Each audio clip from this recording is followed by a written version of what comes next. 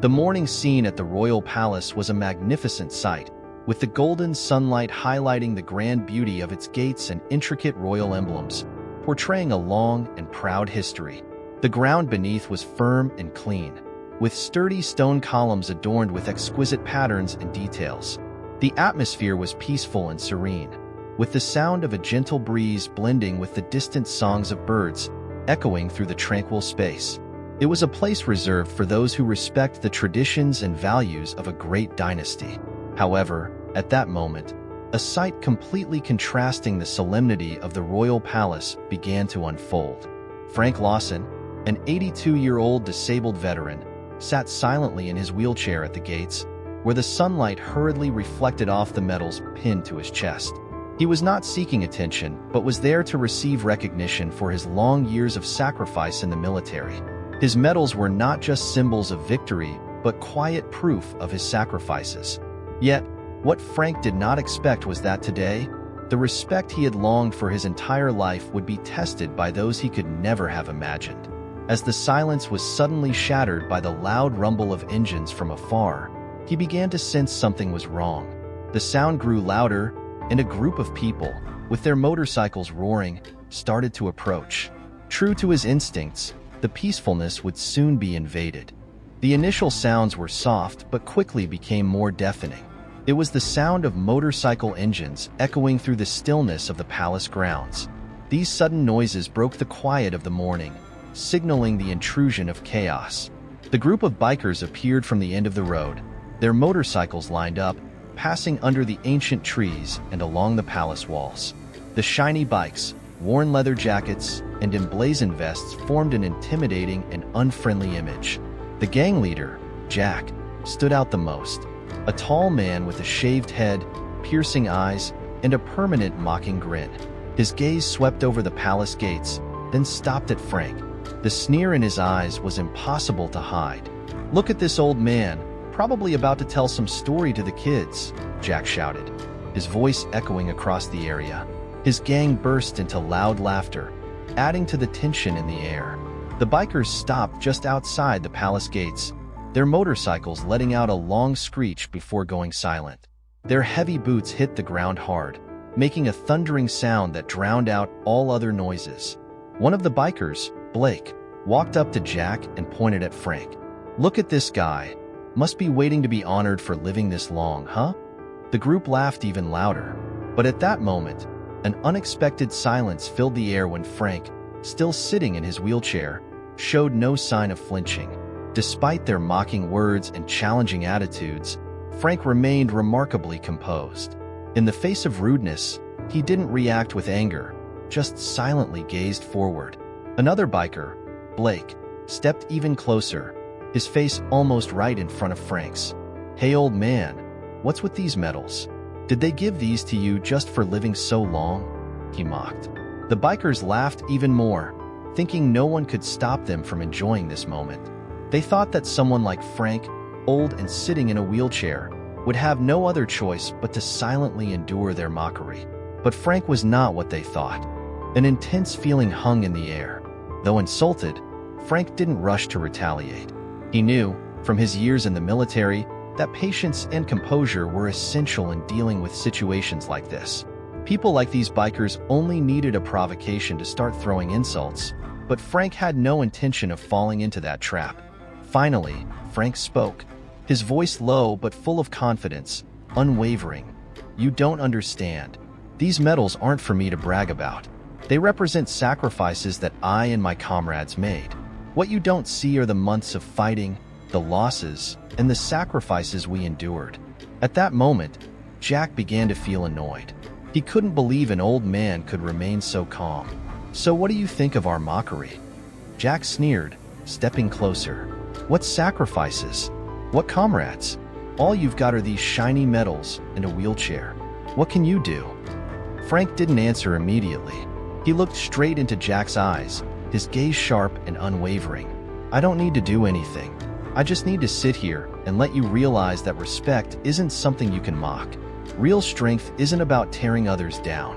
It's about lifting others up." His words hung in the air, cutting through the loud laughter of the bikers. Jack and the others stopped laughing, a brief moment of surprise flashing in their eyes. But instead of backing down, Jack became even more agitated. He took another step forward, almost face to face with Frank. "You think you're so tough?" Jack mocked. "Just keep sitting there. But don't forget, you can't do anything in this state." As the bikers thought they could continue overpowering Frank with words, a voice suddenly interrupted, cutting through all sound. A commanding voice echoed through the air, causing the bikers to turn around. Sergeant Hayes, a royal guard, was approaching with a dignified stride, his eyes fixed straight ahead, every step deliberate and certain. His boots clicked sharply on the ground, a warning to those intruding on this sacred space. Dressed in his bright red uniform, Hayes appeared like a living statue, an undeniable symbol of authority. He walked right up to Jack, his cold yet determined gaze never wavering. "Step away from the guest of honor immediately," Hayes said, his voice deep and powerful. "You're trespassing on grounds that are not meant for disrespectful people like you." Jack, caught off guard by Hayes' appearance, thought he could still control the situation. But in the face of Hayes, he found himself hesitant to take another step. However, he couldn't hold back his tongue. "What? Who do you think you are? A palace guard?" Without changing his gaze, Hayes took another step forward, forcing Jack to step back slightly. A sense of confusion rose in Jack's chest. "You are on royal grounds," Hayes said, his voice calm but filled with authority. "This kind of disrespect is not just a mistake. It's unacceptable." The silence grew thick as Hayes took another step toward Jack, causing him to back off a little. The threat came not only from the words, but from the calm and powerful presence that Hayes exuded. The other bikers in the group began to sense the tension, but Jack, who had always considered himself the leader, couldn't let go of his pride. "You think you can do anything to us? We're not just some kids you can scare with a sword," Jack shouted, trying to maintain his confidence, though uncertainty began to creep into his eyes. Hayes didn't respond with words. Instead, he simply placed his hand on the hilt of his ceremonial sword, a move full of power, and looked directly at Jack as if silently daring him to act. The air between them became taut, each word like a ticking time bomb ready to explode. Frank, still sitting in his wheelchair, remained silent, his gaze unshaken. He knew this wasn't the moment for him to speak up. His silence was what made the bikers think. Yet, he couldn't ignore the constant insults coming from them. Blake, one of the younger bikers, began to feel uneasy. He looked around, then lowered his head, as though trying to avoid Hayes' gaze and the pressure from Frank's presence. But Jack didn't notice, or at least, he didn't want to notice. "Don't let that stick of his scare you." Jack snapped again, but this time, his voice lacked the same confidence. "We have our freedom, and no one's going to threaten us like this." Hayes wasn't fazed by Jack's words. He stood firm, his sharp eyes never leaving Jack. Freedom isn't about insulting others. Freedom is about respecting the rights and dignity of those around you. And today, you have crossed the line.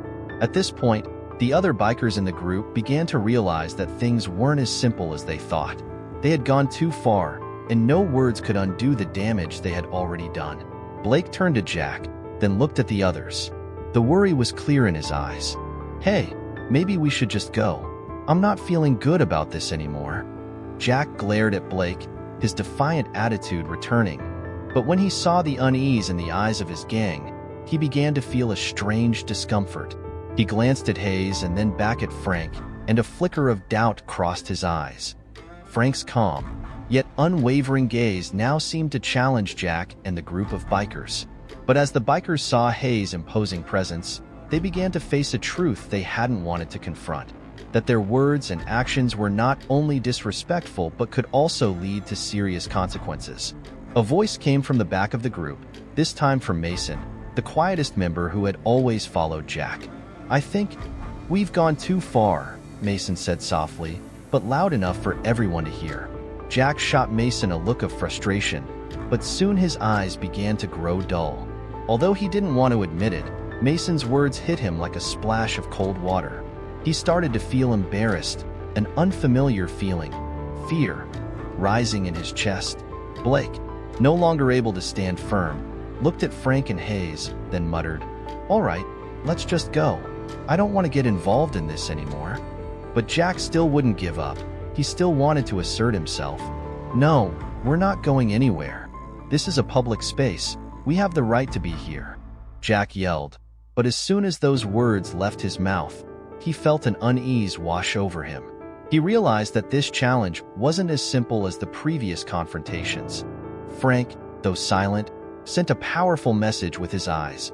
Respect isn't something you can demand. It must be earned through actions. Finally, Jack realized he couldn't win this fight.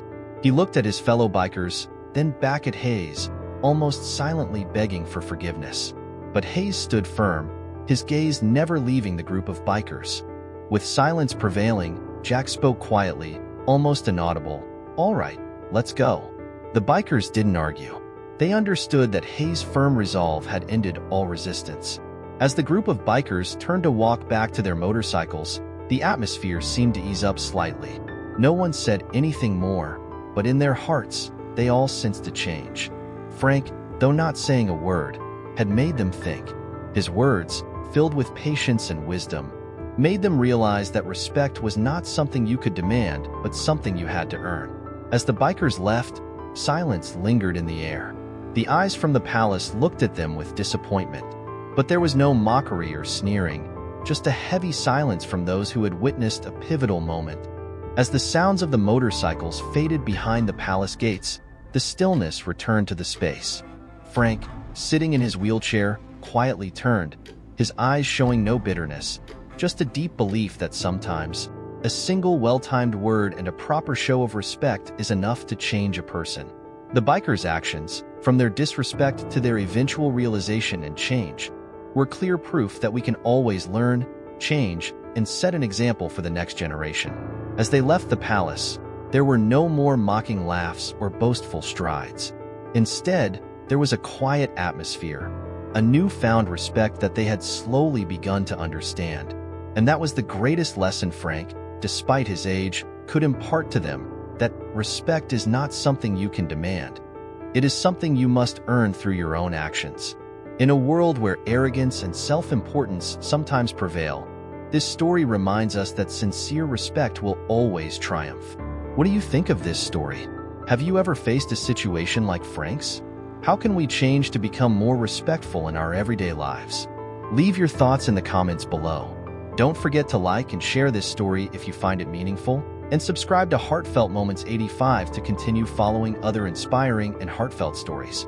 We look forward to hearing your feedback as we spread positive values to the community. Thank you for watching, and we'll see you in the next video.